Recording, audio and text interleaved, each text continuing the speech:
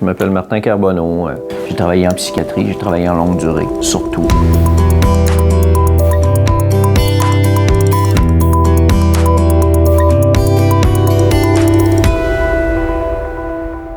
J'ai commencé aussi à toucher un peu les soins critiques aux soins intensifs. C'est comme ça que j'ai connu c'était quoi l'urgence, l'adrénaline, les soins critiques, les soins rapides. Bien, une nuit, c'est ce qui m'est arrivé. J'ai eu une de mes très bonnes amies. En fait, c'est moi qui ai pris l'appel, disant qu'il s'en venait avec une personne dans les vingtaines, enceinte de 3 mois, qui était en arrêt cardio-respiratoire. Jusqu'à ce que l'ambulance arrive, je ne savais pas que c'était elle. On a fait ce qu'il fallait faire pour tenter de la réanimer. Et puis, sans succès, on a fait ces manœuvres-là pendant 1h30, 2 heures. Ça s'est installé tranquillement, mon malaise, jusqu'à avoir des flashbacks envahissants là, qui ont duré... aussitôt je me fermais les yeux, je revoyais ça, je revoyais ça. C'est devenu tellement envahissant que ça envahit ma vie entière. L'arrêt de travail, ça n'a pas été tout de suite. Parce que moi, bon, d'abord, je suis un gars. Puis les gars, ça vit pas ça. Fait que ça... Avant que je prenne conscience qu'il y avait vraiment un problème, ça a pris 3 mois. Avant que j'arrête de fonctionner, puis qu'on me retire d'urgence de mon milieu de travail. Ça s'est fait vraiment d'urgence, là.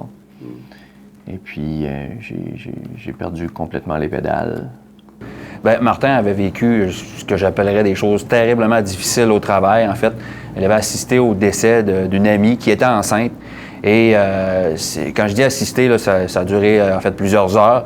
Et sans rentrer dans les détails, là, ça fut toute qu'une nuit que moi je qualifierais d'horreur.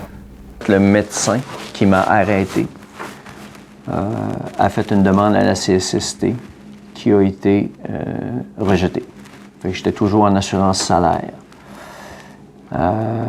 J'ai fait une demande de revision de dossier, puis ça a été encore rejeté. C'est là que j'ai fait appel au syndicat pour m'épauler. Oui, bien, M. Carbonneau a contesté la décision de la CSST parce que, selon lui et selon son médecin, c'est important de le dire, on avait une preuve médicale au dossier, c'est le travail qui lui avait occasionné la maladie.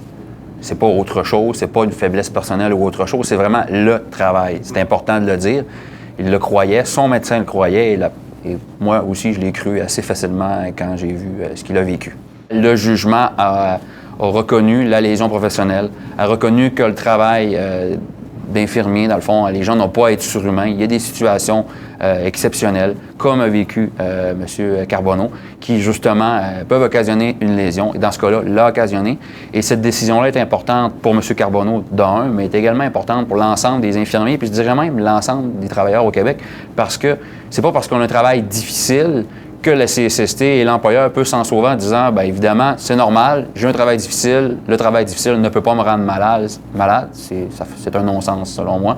Donc, ce jugement-là a permis d'autres décisions par la suite qui ont, dans le fond, élargi la reconnaissance là, au niveau des maladies professionnelles. Et ça, c'est vraiment intéressant.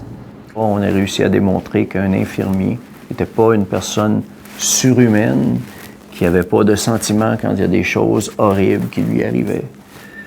On a fait la démonstration de ça devant la commission des lésions professionnelles. Donc, j'étais comme le premier cas où c'était reconnu. J'ai une reconnaissance au niveau de l'organisation, j'ai une reconnaissance au niveau des personnes. Puis encore une fois, c'est pour ça que je fais partie de l'équipe, pour redonner ce que j'ai reçu.